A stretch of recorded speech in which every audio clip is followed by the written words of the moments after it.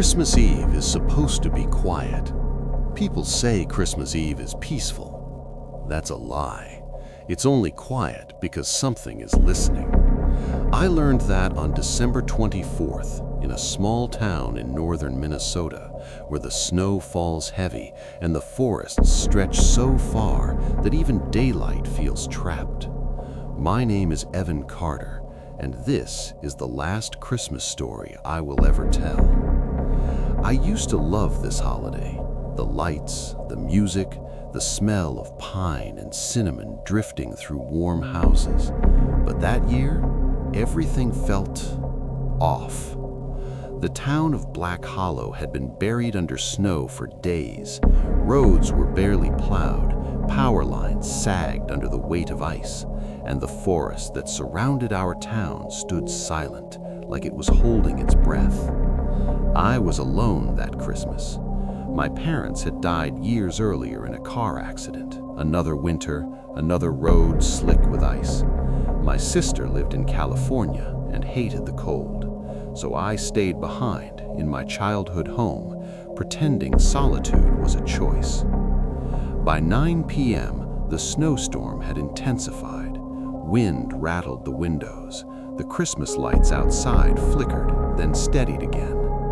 I poured myself a drink and sat near the fireplace, letting the radio hum softly in the background. That's when the broadcast cut out. Static replaced the music. Then a voice came through. Not a song, not a commercial, a whisper. "Lock your doors." I leaned closer to the radio. "Hello?" I said, feeling ridiculous. The static crackled again.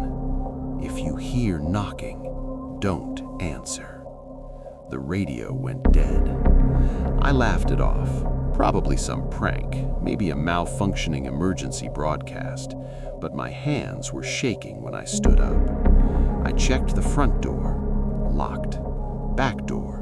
Locked. Windows. All closed. The storm outside howled like an animal. Snow slammed against the glass. Visibility was nearly zero.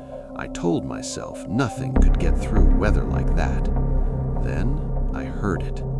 Knock, knock, knock. Not loud, not desperate, polite. Coming from the front door. I froze. No one should have been out there. The roads were closed. The nearest neighbor lived half a mile away. The knock came again. Knock, knock, knock. Slow, measured, as if whoever or whatever was outside knew I was listening. I approached the door silently and looked through the peephole. Nothing, just swirling white darkness. "Hello?" I called, my voice barely audible. Silence. Then something scraped across the door. Fingernails, dragging downward. I stumbled back.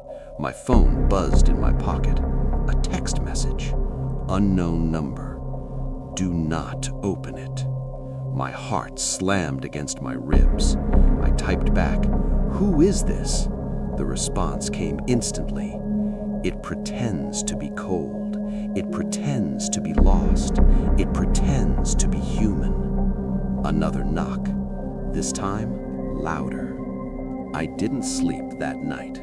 The knocking continued for hours, stopping and starting, moving. Sometimes it came from the front door, sometimes the back, once from a window upstairs. By morning, the snowstorm had stopped. The world outside was buried in white silence. I cautiously opened the door. No footprints, no tracks, nothing disturbed the snow at all, except one thing. Carved in the snow in front of my house were the words, "Merry Christmas."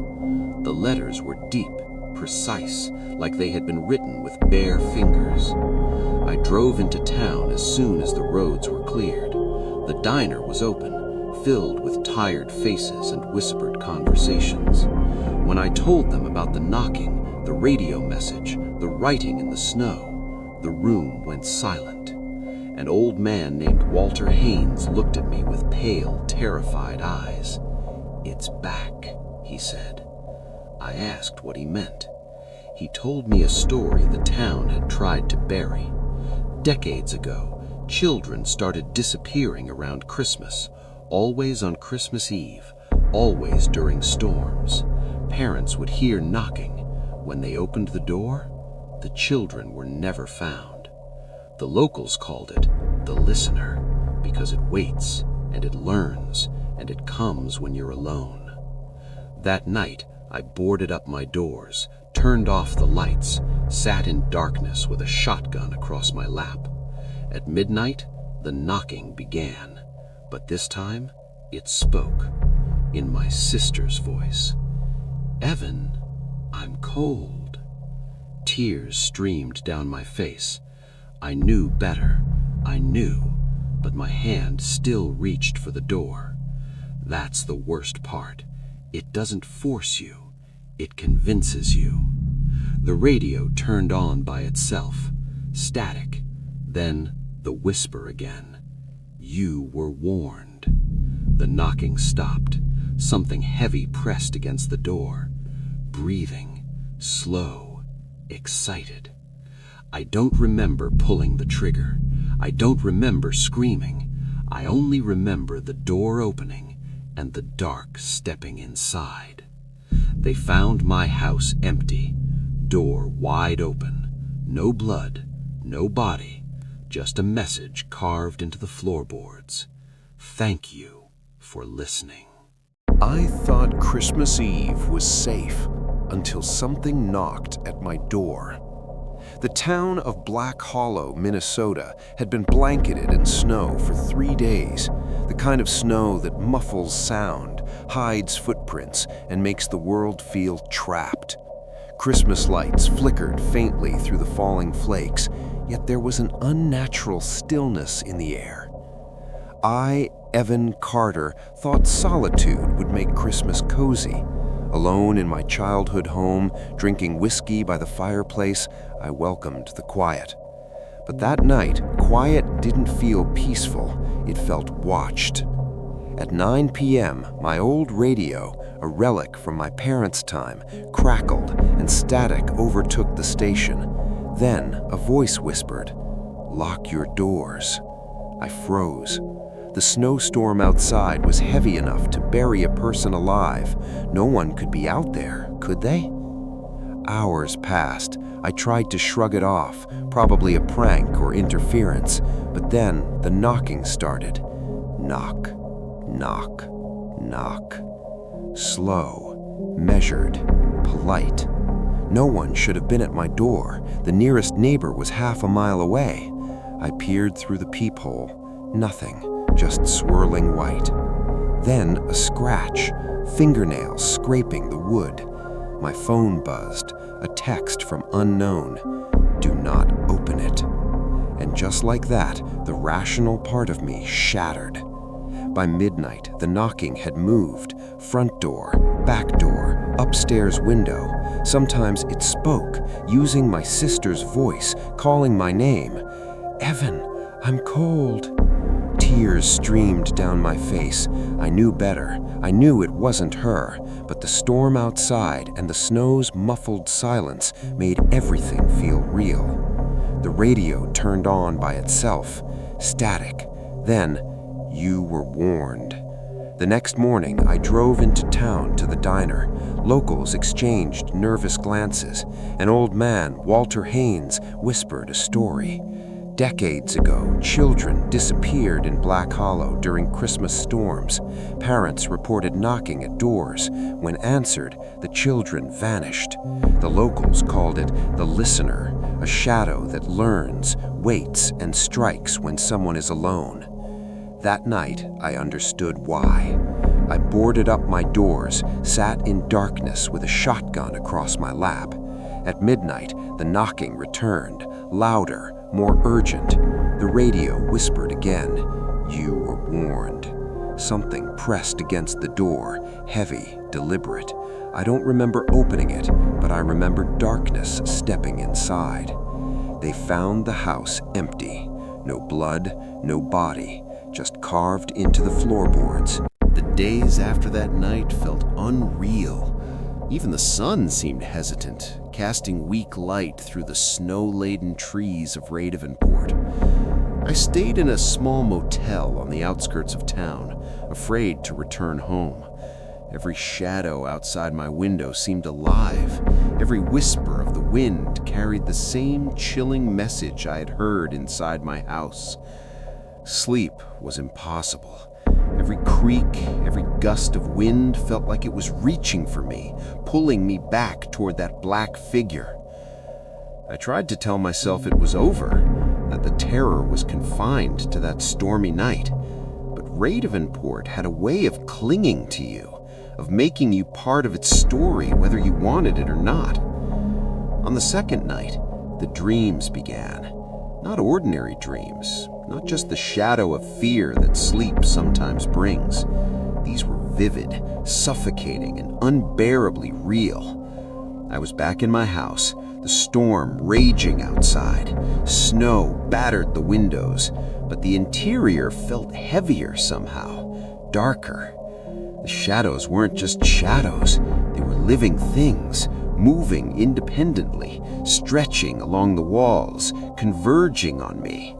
I could hear the knocking, soft at first, polite, then insistent, and finally a relentless pounding that echoed in my mind. Evan, you belong to the house. I woke up drenched in sweat, my heart hammering.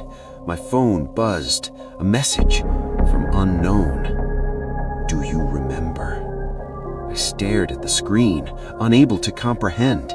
My fingers shook as I typed back, but the phone froze. The screen went black, and then I heard it.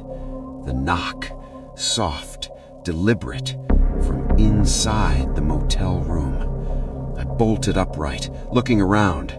No one, just shadows pooling in corners. Determined to understand what had happened, I decided to return to my house. I rationalized that I needed to face it, to prove to myself it was over. The drive back was quiet, too quiet. The snow had stopped, but the air felt thick, heavy, almost suffocating. Every mile closer made my stomach tighten. As I approached the house, I noticed something I hadn't before. The surrounding pines were unnaturally still. The wind didn't move them. And in the distance, a figure stood, watching, black, faceless, motionless. My pulse quickened. I considered turning back, but something compelled me forward, a mixture of fear and morbid curiosity. Inside, the house was unchanged, dusty, cold, familiar. But the shadows were different. They stretched longer, deeper, as if the night itself had poured into the walls. The fireplace remained cold. The radio, always silent, began to crackle with static. And then the whispering returned. Not soft this time, commanding. Evan, open the door, or we'll come through the walls. I backed away. My breath came in ragged gasps. The door behind me rattled. I didn't dare look. The walls seemed to close in, shadows slithering along the floor, reaching for me. I could feel their cold touch, though nothing touched me physically. My mind was under siege. Every rational thought was drowned by fear. Hours passed, or maybe minutes. I could no longer tell. The storm outside was irrelevant. Time itself seemed distorted, bent by whatever presence haunted the house. Then a sound unlike any other. Laughter, dry, hollow, echoing from every corner. It didn't belong to a person. It belonged to the house, to the shadows, to the void itself. I ran upstairs, trying to escape, but the hallway stretched impossibly long. Doors led to rooms that never there. And then I saw it, the figure, closer than ever, faceless, black, standing in the middle of the corridor. It didn't move, but I felt its intent, its focus, pressing down on me like a physical weight. The whispers returned, now speaking in my voice, repeating my own fears aloud. "You will never leave. You belong here. We've waited." I screamed, my voice swallowed by the oppressive darkness. And then, silence. Not normal silence, but a waiting, patient silence. The figure was gone. The shadows retreated. The house returned to its cold, lifeless state. By morning, neighbors found me outside, curled up in the snow. No marks, no scratches, nothing physical to show for the night's terror, just my shaking body and a mind frayed beyond repair. On the front porch, carved deep into the wood, were words I'll never forget. "We will always wait." I left Radovan Port that day and never returned. I have not celebrated Christmas since. And every winter, when the wind howls through the pines, when snow falls heavy and the night is still, I hear the knocking, always the knocking, and the whispers calling my name. Some warnings are meant to be obeyed, and some horrors never leave. Even after leaving Radovan Port, the terror lingered. I moved hundreds of miles away to a city where the lights never went out and the wind never howled through endless pines. I told myself that the distance would protect me, that the horrors of that Christmas Eve were trapped within the snow-laden house I had fled. But dreams are persistent, shadows travel, and some presences cannot be outrun.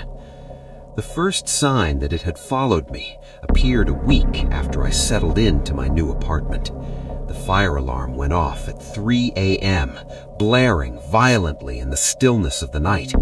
I rushed out of bed, disoriented, only to find nothing. No smoke, no fire, just silence. But then came the knocking, soft, polite, persistent, from inside the walls. My stomach twisted. I tried to convince myself it was the building settling, a prank, something rational. But the whispers began again, indistinguishable from my own voice. "You cannot escape. We are everywhere. We remember."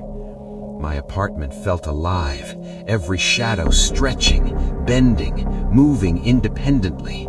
The light from the street lamps outside created patterns on the floor that didn't obey physics. The knocking shifted from the walls to the ceiling, then beneath the floorboards, until I felt it vibrating in my bones. Desperate, I reached for my phone to call anyone, family, police, anyone. But the line was dead. Texts wouldn't send. Emails would not go through. Only the whispers continued, growing louder, more insistent, and then I saw it, for the first time outside the house. The figure, faceless, black, standing in the middle of my living room. I screamed. It didn't move, it didn't breathe, but its presence pressed against me, an invisible weight that made it almost impossible to move. My heart raced, my vision blurred, and I realized with terror that it was watching me, studying me, learning me. The whispers intensified. "You belong to the snow, to the pines, to us." I stumbled backward, crashing into the furniture. The figure remained. I ran to the door. Locked. Windows locked. Every exit blocked. Every rational escape futile. It was here. It had followed me, and it was patient. For hours I hid, shaking, whispering prayers I didn't believe. The figure never left.